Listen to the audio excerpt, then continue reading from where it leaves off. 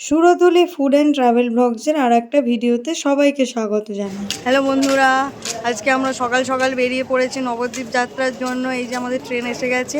আমরা ডায়মন্ড হারবার থেকে যাত্রা শুরু করেছি। তো ডায়মন্ড হারবারে এই যে 1 নম্বর প্ল্যাটফর্মে আমাদের ট্রেন এসে গেছে। পাশে আমাদের দিদি, জামাইবাবু আর আমাদের দিদির ছেলে, এই 3 জন আর আমি 4 জন মিলে যাত্রা শুরু করেছি। চলো তোমাদের নবদ্বীপ ঘুরিয়ে দেখাবো। এই শীতকালে দারুণ মজা হবে। মায়াপুর যাব, নবদ্বীপ যাব। ব্লগটা এখান থেকে শুরু করছি। শীতকালে কিন্তু বেড়াতে যাওয়ার মজাটাই আলাদা। চলুন, এবার আমাদের ট্রেন এসে গেছে, তো ট্রেনে উঠে পড়ি। ট্রেন একদম ফাঁকা থাকে কারণ আজকে রবিবার, তাই আমাদের ট্রেন একদমই ফাঁকা। ওই ট্রেনে উঠে গেছি। হ্যালো, দেখো দুষ্টুমি শুরু করে দিয়েছে বন্ধুরা। হ্যালো, আমরা ট্রেনে করে যাচ্ছি নবদ্বীপ। নবদ্বীপ ধাম যাচ্ছি। ট্রেন চলতে শুরু করে দিয়েছে আর এদিকে ও দুষ্টুমি করতেও শুরু করে দিয়েছে। দেখতেই পাচ্ছেন কতটা কিউট আর পুরো এনার্জি একদম ফুল। ওকে মোটামুটি আমি যা বলবো ও ঠিক তাই বলবে, একদম কপি পেস্ট।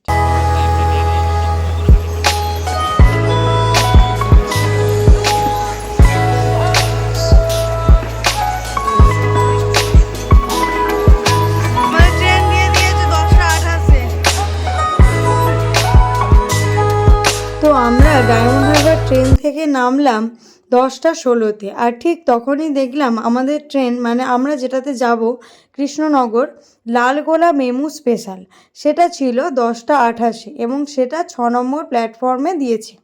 তাই আমরা সবাই মিলে 6 নম্বর প্ল্যাটফর্মে চলে গেলাম। শুধু এই ট্রেনটা নয়, আপনারা অন্য ট্রেনেও বা কৃষ্ণনগর লোকালেও যেতে পারেন। লালগোলা মেমু স্পেশাল, একবারে কৃষ্ণনগর যাব। এটা খুব তাড়াতাড়ি নদীতে যাব। আপনারা সবাই আমার সাথে থাকবেন এবং এই জার্নিতে কেমন ঘুরলাম পুরোটা দেখাবো। চলুন ট্রেনে। শিয়ালদা থেকে লালগোলা মেমুতে আমরা উঠে পড়লাম এবং আমরা সবাই সিটও পেয়ে গিয়েছিলাম।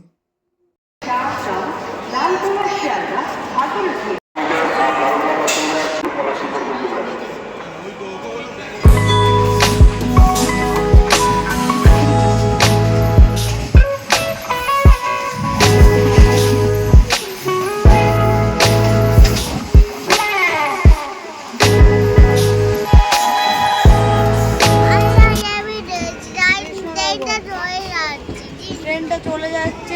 নানা রকম প্রাকৃতিক পরিবেশ দেখতে দেখতে ট্রেন কিন্তু পৌঁছে গেল প্রায় 2 ঘন্টা মতো আমাদের লেগেছিল। তো আমরা এবার এই ওভারব্রিজটা ক্রস করব। আমাদের নামিয়েছে 2 নম্বর প্ল্যাটফর্মে। কৃষ্ণনগরে আমি দেখলাম দুটোই প্ল্যাটফর্ম, আমাদের 2 নম্বর প্ল্যাটফর্মে নামিয়েছে। তাই আমরা ওটা ক্রস করার জন্য এই ওভারব্রিজটা ধরেছি। যারা অন্য ট্রেনে আসবেন বা কৃষ্ণনগর লোকালে আসবেন, তাদের হয়তো আরেকটু বেশি সময় লাগতে পারে। আমাদের মতো এই ট্রেনটায় আসলে কিন্তু আপনি মাত্র 2 ঘন্টায় কৃষ্ণনগর পৌঁছে যাবেন। তাই দেখলেন আমরা লালগোলা মেমু স্পেশাল যে ট্রেনটা ছিল ওই ট্রেনটাতেই ধরেছি এবং ঠিক 12টা 35-এ এসে নেমে গেছি। ওভারব্রিজটা ক্রস করার পর আমরা এবার 1 নম্বর প্ল্যাটফর্মে এসে পৌঁছালাম। এবার ওইদিকে সোজা হেঁটে চলে যাবেন, দেখবেন খুব সুন্দর একটা কালী মন্দির আছে।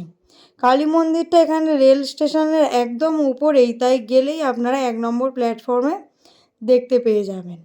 এবার এই কালী মন্দিরের পাশ দিয়েই যে গেটটা আছে ওটা ক্রস করে চলে গেলেই আপনারা সারি সারি অটো বাঁধা আছে দেখতে পাবেন। মানে শুধু একটা নয়, প্রায় 30 থেকে 40টা অটো কিন্তু আপনার চোখের সামনে চলে আসবে। চলুন এবার অটোতে উঠে পড়ি। অটোতে উঠে গেছি, এবার আমরা ঘাটে যাব। 20 টাকা করে ভাড়া নিল না দিদি?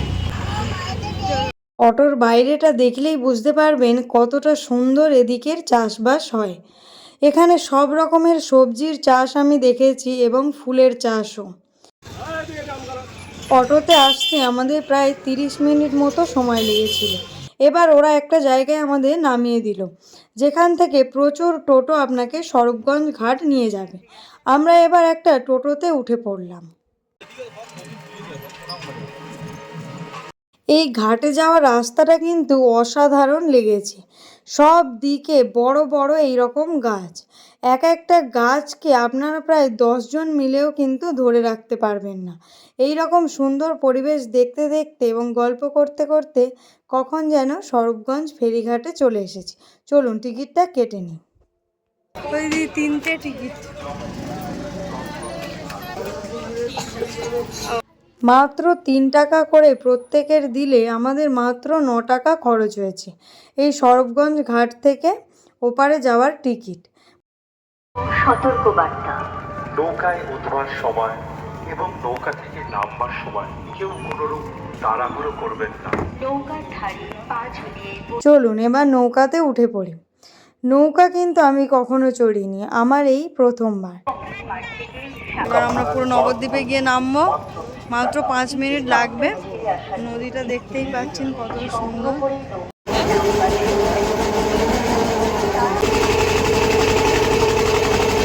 এই নদীটি পের হওয়ার সময় আপনারা দেখতে পাবেন ইস্কনের সেই বড় মন্দিরের চূড়াটি, যেটি একদম পরিষ্কারভাবে দেখা যায়। আর এই যেখানে হাত দেখালাম, ঠিক এইখানে আপনারা দেখতে পাবেন দুটি নদীর সংযোগস্থল, গঙ্গা আর যমুনার সংযোগস্থল।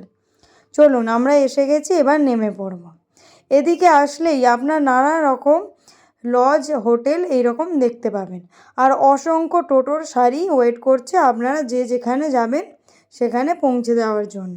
এই যে মিষ্টান্ন ভবনটা দেখলেন, এখানে দারুণ দারুণ মিষ্টি, কচুরি, ক্ষীর দই সব কিছু পাওয়া যায়। এখানকার মিষ্টি দই কচুরি অবশ্যই কিন্তু ট্রাই করে দেখবেন।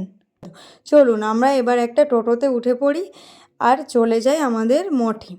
আমাদের মঠে কিন্তু আমাদের জন্য ঘর বুক করাই আছে, মানে আমরা মঠে আমাদের গুরুদেবকে জানিয়েই এসেছি। মানে আমরা যে গুরুদেবের দীক্ষিত, সেই গুরুদেবের মঠ কিন্তু এই নবদ্বীপে।